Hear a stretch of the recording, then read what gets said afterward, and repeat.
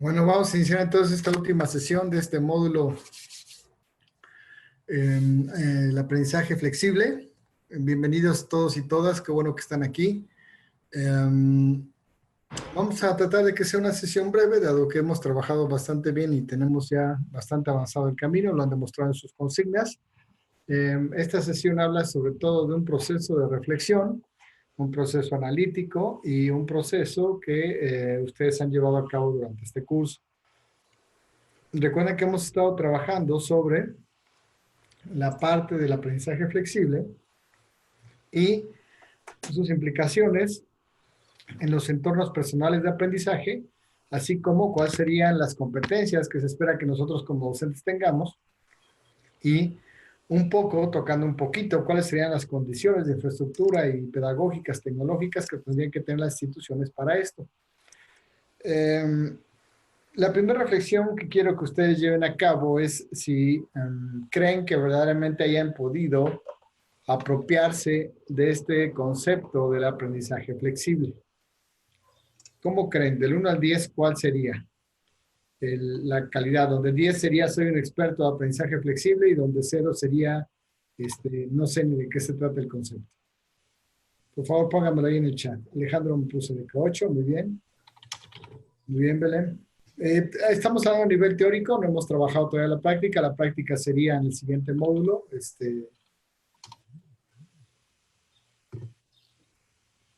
difícil. Sí, estamos haciéndolo a un nivel reflexivo, no a un nivel metodológico de proceso de medida, ¿no? Muy específica. Pero teóricamente, ¿podrían ustedes explicarle a alguien qué es el aprendizaje flexible? Sí, muy bien, Hilda. ¿Podrías explicárnoslo a grandes rasgos? Que ya te vi que estás comiendo uvas o cacahuates, no sé. Palomitas, muy bien. Cuéntanos, a ver, ¿qué sería para ti el aprendizaje flexible? Esta sesión quiero que ustedes participen más, ya hablé yo demasiado de las otras tres. Quiero que hagamos un cierre, una reflexión. No hay respuestas correctas e incorrectas, ¿eh? Solamente quiero decirme qué es lo que piensan, qué es el aprendizaje flexible. O si alguien más quiera compartir, decir, mira, yo creo que el aprendizaje flexible es esto, adelante. Hilda, ¿te animas o le doy la palabra a Juan José? No. Ok. Vamos a dejársela a Juan José ahorita entonces. Adelante, Juan José. Sí, gracias. Buenas noches, saludos a todos. Bueno, lo que yo he retenido de aprendizaje flexible es aquel que se puede ofrecer a la sociedad en cualquier momento, en cualquier lugar y con un amplio gama de contenidos en el cual pueda capacitarse incluso a un trabajador y al final pues va a obtener un certificado o algo que ampare que ha obtenido la calidad educativa. No sé si esté bien, gracias. Muy bien, Juan José. Tocas algunos temas, de los temas, efectivamente. Por acá también Alejandro nos dice que es el aprendizaje flexible es una necesidad y marca justamente cuál es una de los requisitos del aprendizaje flexible, el uso de las TIC, ¿sí? O sea, para que sea el aprendizaje flexible necesitamos TICs que flexibilicen el proceso, que Hilda nos dice, por ejemplo, que es autodirigido por el estudiante. Fíjense que he escuchado que a veces dicen el aprendizaje autogestivo, ¿no? Y todo aprendizaje es autogestionado, es decir, yo soy el que gestiona un aprendizaje, pero no todos los aprendizajes son autodirigidos. Esa es la parte más interesante. Cuando nosotros gestionamos nuestro aprendizaje, establecemos relaciones para poder decidir cómo aprender. Pero cuando nosotros autodirigimos nuestro aprendizaje, estamos desarrollando nuestro propio diseño instruccional para fomentar y favorecer nuestro aprendizaje. Por eso es que es tan importante que nosotros generemos entornos personales de aprendizaje. El entorno personal de aprendizaje es muy interesante reflexionarlo porque pareciera que es el docente el que lo crea, ¿no? Que el docente lo crea ese entorno por el uso de las tecnologías, los recursos didácticos, el diseño instruccional, toda esa parte. Pero en realidad el que genera el entorno personal de aprendizaje es el estudiante junto con lo que hace el docente más las tecnologías, ¿sí? el mismo, por ejemplo, curso que ustedes tienen, algunos lo gestionan de una forma, otros lo gestionan de otra. Vamos a poner un ejemplo. Muchos de ustedes sí han acudido a las sesiones de los miércoles, ¿sí? Recuerdo que al principio de las clases con Katy y con Susana eran así, 80 personas. Ahorita ya van menos, ahorita estamos entre 40, 20, etcétera, pero hay algunos que han sido constantes con su participación en las clases. Las personas que han sido constantes en las participaciones en las clases, se nota la diferencia con aquellos que no han venido a las clases o que ni siquiera las han visto en video, ¿sí? Se nota desde la información que tienen, de cómo hacen sus trabajos, hasta la calidad de los mismos. Es decir, analizando y evaluando de manera subjetiva y de manera somera, las personas que han tomado las clases tienen un mejor desempeño que aquellas personas que no han tomado las clases, ¿sí? Sea que estén ahorita presencialmente o sea que las vean en algún momento. Entonces, muchos de sus compañeros han decidido que no es necesario tomar las clases.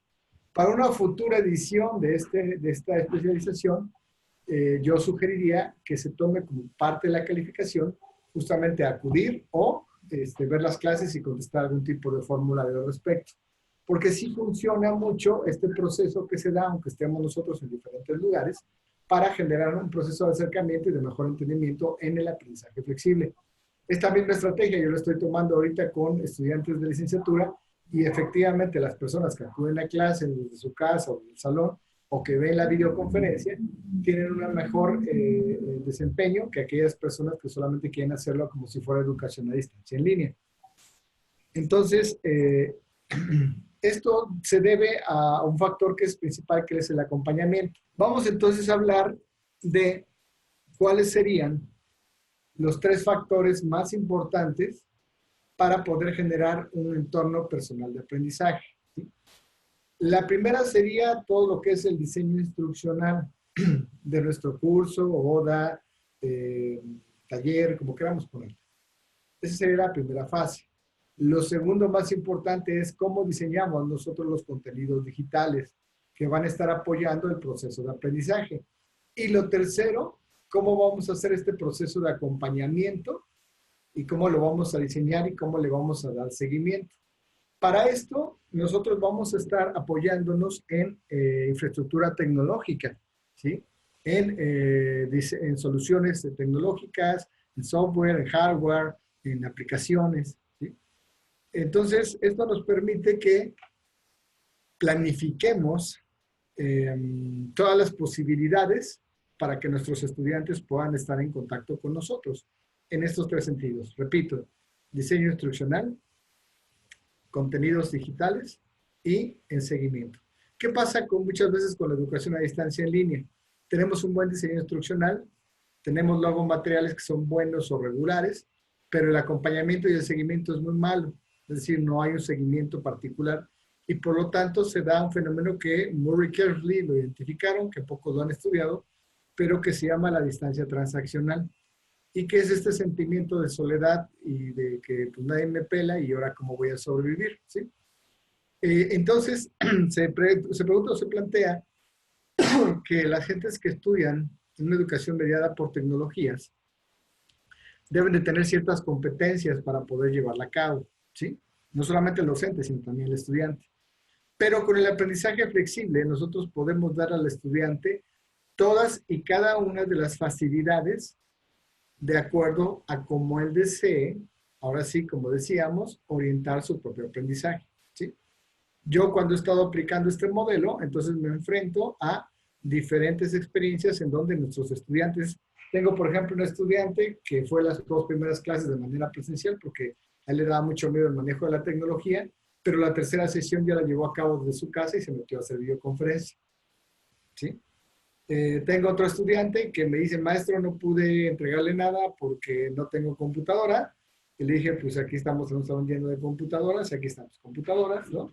Se metió 5 minutos, vio, dijo, luego se lo mando y se fue, ¿no? Entonces ahí te das cuenta cuando los estudiantes no están acostumbrados o no desean ser las personas que vayan dirigiendo su propio aprendizaje, ¿sí? Entonces ahí sí, aunque les pongas todas las facilidades, ese estudiante no puede estar en el aprendizaje flexible. Y eso es algo importante que ustedes tienen que saber. el aprendizaje flexible no es para aquellas personas que no deseen hacerse responsables de su propio aprendizaje. ¿Sí?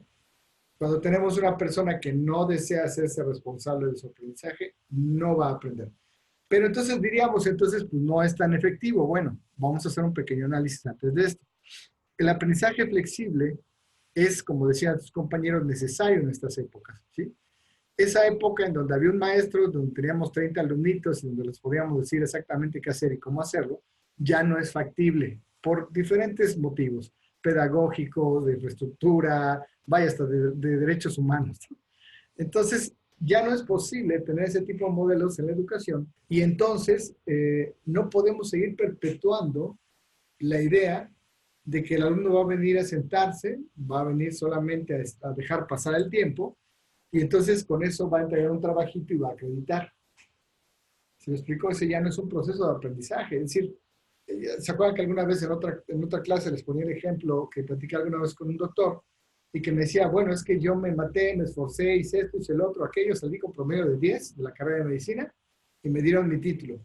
Pero tengo otros compañeros que se la pasaron en borracheras, me entregaban todo eso, pero salieron con 6 de promedio. A los dos nos dieron el mismo título. ¿Sí? Pero no los dos sabemos resolver los problemas de la misma manera. Entonces, los alumnos que están acostumbrados a ser llevados en esos modelos, este alumno, por ejemplo, que les estoy diciendo, pues obviamente no desea una clase así, ¿no? Pero además reprueba también el otro tipo de clases, entonces ya no se trata del maestro, no se trata del aprendizaje, sino es el estudiante. Este otro alumno que les digo que le daba miedo a la tecnología, él sí salió de su zona de confort y empezó a trabajar en ese sentido para ir aprendiendo y ahorita ya es uno de los más aventajados, donde el curso, aparte de desarrollar las competencias básicas del curso, está desarrollando en él otro tipo de competencias, porque se está haciendo responsable de su propio aprendizaje. Si ustedes se fijan en todos los modelos relacionados con competencias y todos los modelos educativos actuales, hablan que el estudiante es el que tiene que hacer cargo de su aprendizaje. Y sin embargo, la mayoría de los modelos educativos reales, lo que estamos haciendo son a estudiantes dependientes de una infraestructura y de todo eso. Entonces, esto se los digo porque esta semana hablábamos sobre innovación. ¿Qué es la innovación? Es un tema muy, muy amplio. Pero a veces se piensa que justamente por el hecho de incluir TICs, entonces estamos innovando. Y eso no es cierto. La innovación es más amplia, tiene diferentes procesos. Pero la pregunta entonces sería, ¿utilizar el aprendizaje flexible es un proceso de innovación? La respuesta sería sí, pero es un proceso de innovación no es tecnológico solamente, sino es un proceso de innovación pedagógico, es un proceso de innovación social, es un proceso de innovación psicológica, es un proceso nuevo para distintas áreas en el proceso educativo. ¿Sí? Entonces, como es un proceso de innovación y como es un proceso que va a modificar y que va a revolucionar, no evolucionar, sino a revolucionar la forma en la que integramos las tecnologías a los procesos de aprendizaje, tenemos que estar familiarizados entonces con él y tenemos que pasar por un proceso de salir de nuestra zona de confort, ¿sí? Para poder generar aprendizaje flexible. No es fácil, no es sencillo, créanme, yo tengo muchos años ya en esto, más de 20, y es complicado diseñar al principio un ambiente de enseñanza donde puedan funcionar entornos personales de aprendizaje, ¿sí? ¿Cuál es la ventaja? Que, bueno, todos estos años que yo lo he estado usando, se los voy a traer a ustedes para que sea más fácil para ustedes. Esa es la ventaja, no se van a tardar otros 15 años para poder hacerlo. Pero no importa yo lo que les traiga si ustedes no están dispuestos a salir de su zona de confort, ¿sí?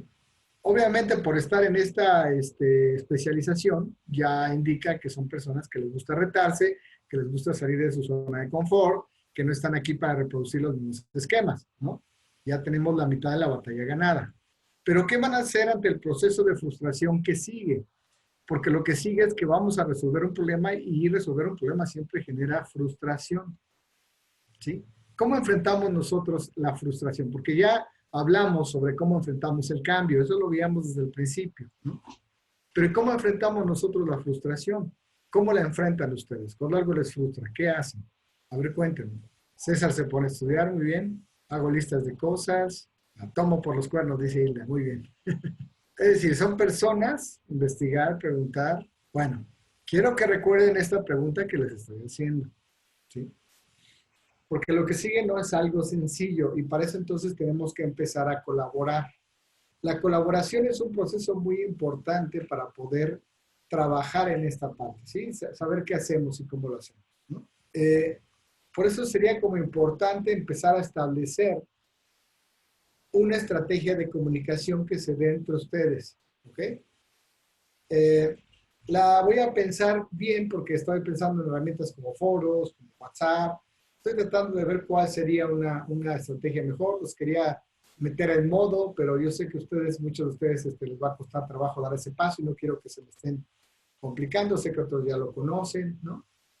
Entonces, estoy tratando de definir, de acuerdo a mi población, cuál sería la mejor forma para que ustedes puedan comunicarse y apoyarse en este proceso, ¿sí? Pero el punto es que este aprendizaje flexible que nosotros estamos estudiando y que como vemos es un proceso de innovación y que como vemos nos va a ayudar a resolver problemas, nos va a llevar a otro punto muy importante. Empezar a cambiar el paradigma, ¿sí? ¿Se acuerdan la clase que vieron con la doctora Susana sobre los paradigmas, no? Entonces, ahorita ustedes van a empezar a cambiar un paradigma dentro de su universidad. La siguiente pregunta es, ¿están listos? ¿Están listos para cambiar el paradigma dentro de su departamento, dentro de su área?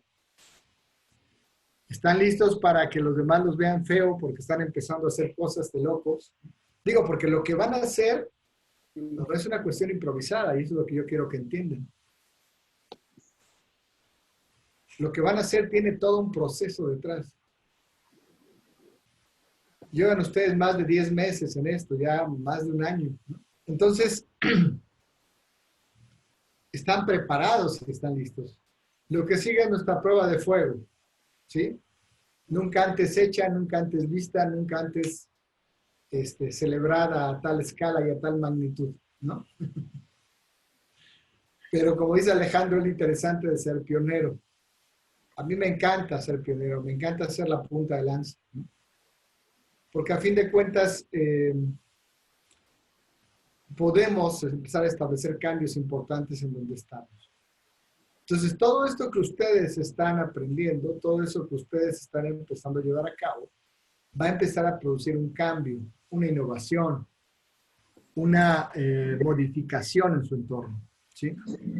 Y como lo van a hacer, como van a ir modificando su entorno, como van a ir haciendo esos cambios, más adelante ustedes se van a volver líderes en esa parte de cambios, ¿sí? Y eso es importante que también lo vayan planificando. ¿Qué tan dispuesto estoy yo a establecer cierto liderazgo para explicar o enseñar a los demás? Justamente una de las experiencias que vivieron en este curso fue, una de las experiencias que vivieron ustedes en este curso, pues fue tratar de explicarles a los demás a través de un artículo de divulgación, ¿sí? ¿Qué es el aprendizaje flexible? Sus características, cómo anda. Fíjense que fue muy interesante porque todos ustedes, yo lo concibo, lo creo, son profesionales de su área y son profesionales muy capaces y muy buenos. He visto sus trabajos, he visto su desempeño, he visto su forma de hablar y todo eso. Pero a muchos les costó hacer un trabajo de un artículo de divulgación.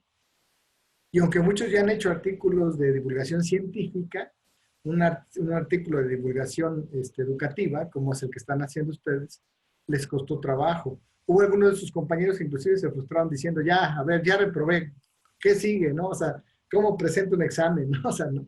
Prefiero presentar un examen a seguir escribiendo un artículo de divulgación. Para otros no, para otros fue muy fácil, taca, taca, taca, taca, ¿sí? Eso tiene que ver mucho con las competencias que tienen. Pero justamente yo me di cuenta que estos procesos de frustración los pueden llevar a ustedes a decir, bueno, ya no quiero saber nada. No, no es necesario, ¿no? Por ejemplo, Alejandro dice el campo pedagógico es algo nuevo, ¿sí? A los ingenieros, por ejemplo, o sea, toda esta cuestión de divulgar de una manera educativa es algo medio raro, ¿no? O sea, yo no divulgo así. Pero yo lo que quiero es que no se preocupen tanto por este proceso, porque el proceso de divulgación es una experiencia, ¿sí? Es un aprendizaje. Yo veo que muchos también de repente se preocupan, es que no entregué, es que mi calificación, ¿no? Tranquilos, con calma. Lo más importante es cómo ustedes organizan, buscan, identifican su proceso de aprendizaje, ¿sí? Y nos dice ahí Belén que no es fácil comunicar la ciencia. Efectivamente no es fácil, pero debería ser fácil. Porque lo que dice ahí arriba es cierto. O sea, a nosotros los docentes nos toca ser traductores de ese proceso. Entonces, obviamente lo traducimos para nuestros estudiantes porque sabemos que ellos están aprendiendo, ¿no? La parte, ¿no? Por ejemplo, hoy me mandaron un texto sobre una disertación doctoral, sobre una obra de teatro, y bueno, pues yo lo leí y lo entendí perfectamente. Pero sé que muchos de mis compañeros que apenas están en licenciatura, pues no lo entendieron, ni siquiera la terminaron de leer, ¿no? Porque el lenguaje, pues es de una tesis doctoral, ¿no? Pero entonces, ¿cómo hacemos para que ese conocimiento pueda ser entendido por los demás? ¿Cómo podemos hacer y llegar que llegara? Ahí está el tema de las palabras, ¿no? Ya estabas en las 2500, exactamente. A algunos les preocupaban las palabras, otros ya se habían pasado. Ahí hubo un error en la consigna 3 que decía 2500 y nada más eran 500 palabras. Unos lo hicieron de más, otros de menos, ¿no? Los que tomaron la clase lo hicieron bien, los que no la tomaron lo hicieron de más, ¿no? Pero el punto es ese, o sea, ¿cómo divulgo, cómo hablo sobre algo que es nuevo también para mí? ¿Sí? Para eso tengo que hacer lo mío, tengo que comprenderlo. No voy a poder hablar de algo que no entiendo, que no comprendo. Y una de las mejores formas de aprender es enseñando, y es justamente lo que ustedes están haciendo ahorita. No sé si me voy explicando, ¿sí? Entonces, este curso llega a rematar, entonces, ahora sí, toda la parte teórico-práctica que hemos visto en esta especialización. La siguiente parte va a ser completa y totalmente práctica. Por eso es muy importante que le vayan haciendo una canchita a este tipo de reuniones, a las que vamos a tener los miércoles. Les voy a estar mandando más material, ¿sí? Didáctico. Videos, sobre todo, les voy a enseñar cómo ir llenando, qué te ir haciendo, a qué se refiere, cómo hacerlo. Y tienen que estar mucho en contacto con un servidor, ¿sí? Yo les sugiero que utilicen el mensajero o también el WhatsApp, ya se los di, ¿sí? Ya tienen mi WhatsApp para cualquier duda, se los puedo explicar. Para mí es muchísimo más fácil que ustedes me manden un WhatsApp, yo hago una pequeña pausa y les mando un audio con las implicaciones. ¿Sí me explico? Porque luego la plataforma me tengo que meter, aunque la puedo ver desde mi celular, luego a veces se me complica, ¿sí? Pero va a ser muy importante que en este siguiente módulo le echemos todos los kilos y ahora sí vamos a ver, después de pasar por todas las clases de cocina, cómo hacemos un buffet. Eso es prácticamente lo que vamos a hacer. Cómo, si yo siempre cocinaba un tipo de comida, ahora voy a hacer buffet. ¿Estamos de acuerdo? Entonces, no, yo espero que Hilda nos haya puesto eso divertida, no que me lo haya puesto, ¿cómo se llama? De yuju, ya de diversión, así como triste, no es cierto. Ya la había desarrollado. Se los vuelvo a poner mi WhatsApp para que lo tengan.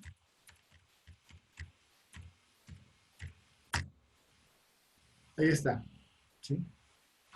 Es muy importante que se metan ustedes al grupo de WhatsApp que tienen ahorita con sus compañeros, ¿sí?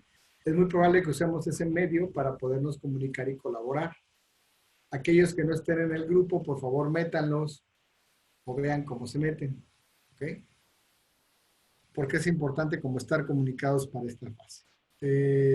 A Belén, si alguien la puede agregar, yo no estoy en el grupo, insisto, es para que ustedes se quejen de los maestros, entonces por favor agréguenla. Me hacían una pregunta por ahí que si tenía algún tipo de certificación o qué reconocimiento les iban a dar. Yo todos estos temas los desconozco, aquí tenemos a la representación de la Secretaría Académica, entonces ellos les pueden dar toda esa información sobre cómo será el reconocimiento, pero antes de que se me preocupen sobre eso, ¿no? Tenemos que salir primero de la especialización, ¿no? Ya se están comprando la toga, el birrete y contratando la disco cuando no hemos terminado el último módulo. Entonces, con calma y nos amanecemos. Bien. Lo acabo de poner ahí arriba, Belén. Lo pongo nuevamente. Ahí, espérenme. Sí, ahí está. Bueno, que tengo un teclado que lo apague. Ahí está mi celular. Ah, no, es que lo estoy mandando a Alejandro. Espérenme. Ahí está, ahora sí para todos. ¿Okay? Bueno, entonces, tienen todo el arsenal para el siguiente módulo. ¿Ok? Nos vamos a tomar nuestra debida semana de descanso, me parece, y de ahí empezamos. ¿Ok?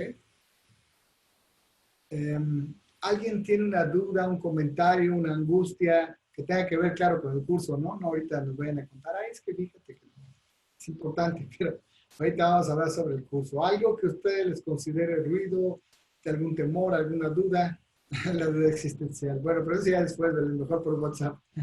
En una UDA, respondiendo a la pregunta de Alejandro, el diseño del entorno personal de aprendizaje, ¿en qué se va a materializar? En una UDA para aprendizaje flexible en relación a la multimodalidad educativa. ¿Sí? Cada quien va a hacer su UDA, exactamente. Igual ustedes ya tienen una duda hecha, podemos trabajar con esa, pero entonces sería traducirla a un ambiente personal de aprendizaje para que los estudiantes lo puedan diseñar y ustedes lo harán, ¿no? Yo no os he entregado ninguna. Si no entregaste revisiones, pues vas a pasar directamente al dentista sin anestesia. Así va a ser de duro, pero generalmente han estado bien. Sí, va a haber una estructura, de hecho va a haber, esperemos que ya tengamos los formularios en línea para que sea más fácil, si no los vamos a tener que hacer en papel, pero yo espero que los tengamos en línea. De una materia de ustedes, exactamente. Se les va a proporcionar una estructura y los voy a ir guiando paso a paso sobre lo que tienen que hacer, ¿sí? Por eso va a ser muy importante que estemos en comunicación. Esta semana vamos a hacer esto, esta semana hacemos lo otro, esta semana esto. También vamos a generar materiales, un material que se llama objeto de aprendizaje, perdón, objeto de conocimiento, y lo vamos a hacer bajo una metodología de cartografía conceptual, al menos de un concepto importante de su UDA, ¿sí? Por ejemplo, si yo voy a dar la UDA de psicología evolutiva, a lo mejor yo decido hacer un objeto de conocimiento sobre teoría psicogenética, por ejemplo. Y a partir de ahí hago mis materiales. Si quieren hacer más objetos de conocimiento, van a ser como los materiales digitales que les van a ayudar a generar un ambiente de aprendizaje más factible, ¿sí? Objeto de conocimiento. Vamos a manejar un modelo. Bueno, es un modelo con 3 modelos. Ya se lo enseñé la primera clase, ¿sí? El modelo se llama Mopio, o Morio, que se pronuncia.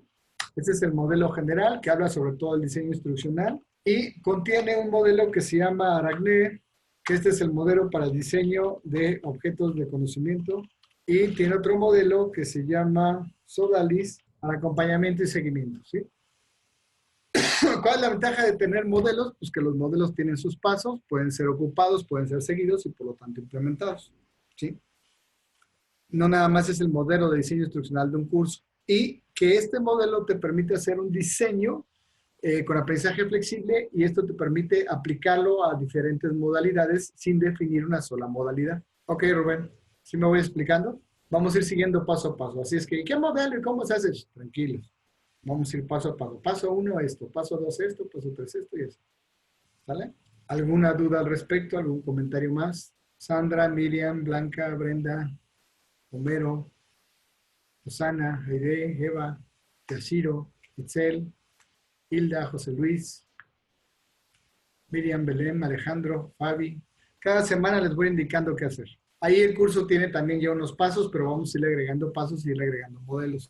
¿Por qué? Porque hemos ido evolucionando un poco más en la forma de poder hacer este tipo de cosas y porque ustedes van bastante adelantados. Bueno, entonces les queda esta semana para completar su artículo, aquellos que no lo han subido. Les ponemos como mínimo las 2.500, ¿sí? Me escribe un compañero y me dice, es que solamente tengo 2.347. No importa, deje las 2.347. El contenido tiene que variar mucho sobre el mensaje que ustedes están dando. ¿Ok? Traten de cuidar mucho la citación si es que hacen citación, porque un artículo de divulgación educativa no necesariamente tiene citación. Sí tiene bibliografía, pero no citación, son dos cosas diferentes. Tengan cuidado porque sí lo voy a estar pasando por detectores de plagio. ¿Okay? Yo sé que su intención no es plagiar, déjenme decirles, pero tienen que aprender a manejar las referencias. ¿Okay? Ahí están los manuales de APA para poder hacer una buena referencia. Si tienen otro tipo de referenciación, adelante, no hay problema, los pies de página, no importa. ¿Sí? Pero si hagan una referencia, si es que ponen una cita textual o hacer una cita. El sábado me preguntaba un estudiante, oiga, maestro, pero es que yo leí y entonces puse con mis propias palabras, eso no es plagio. Digo, no, ¿cómo de que no? ¿No? Si esa idea la leíste de alguien, tienes que poner, aunque sea con tus propias palabras, que es la idea de otra persona, porque si no te estás robando la idea. ¿Sí me explico? Y si tú ya lo escribiste en otro artículo y pones tu misma idea, que ya pusiste y publicaste en otro artículo, pues entonces es autoplagio. ¿Sí me explico? Entonces, el plagio no solamente tiene que ver con el texto, tiene que ver también con las ideas, con lo que yo estoy pensando. ¿Ok? Entonces es muy importante que lo tomen en cuenta eso. ¿Algún otro tipo de pregunta o duda? Bueno, recuerden que las prórrogas las entrega la Secretaría Académica, no yo. Así es que aunque me manden mensajitos muy, ¿cómo se llama? Maestra, por favor, lo siento. Yo no estoy autorizado, aunque ya saben que por mí no hay ningún problema para otorgar prórrogas. ¿Sale? Dice, este tipo de trabajo podemos, no lo sé, Hilda, habría que platicarlo con la gente del SUME. Las imágenes y recursos que utilicemos las podemos citar, que justamente son de otro lado, de donde los tomamos, no hay ningún problema. Las imágenes pueden poner de dónde tomaron las imágenes. Ya saben que se pone hasta abajo, imagen tal, inclusive en el pie de la imagen, ¿no? Imagen tomada de, y se le pone sin ningún problema. Las imágenes que encontramos en internet, la mayoría son de uso libre, a menos que la persona lo ponga. ¿Sí? No sé cómo está lo de los derechos de autor sobre los cursos, eso lo vamos a platicar también con la gente que asume, y sin ningún problema les pueden contestar. Bueno, entonces, ¿nadie más tiene otra pregunta? ¿Duda? ¿Reclamo? ¿Venta de boletos para una tanda? ¿No? Oh, está bien. Bueno, pues entonces aquí terminamos esta sesión. Ya no había mucho que explicar, ya trabajaron en esto, están terminando, sobre todo eran dudas y hacer un proceso de cierre y de reflexión. ¿Ok? Nos vemos entonces en el próximo curso, nos despedimos, disfruten su semana de descanso y nos vemos pronto. ¿Sale? Bye.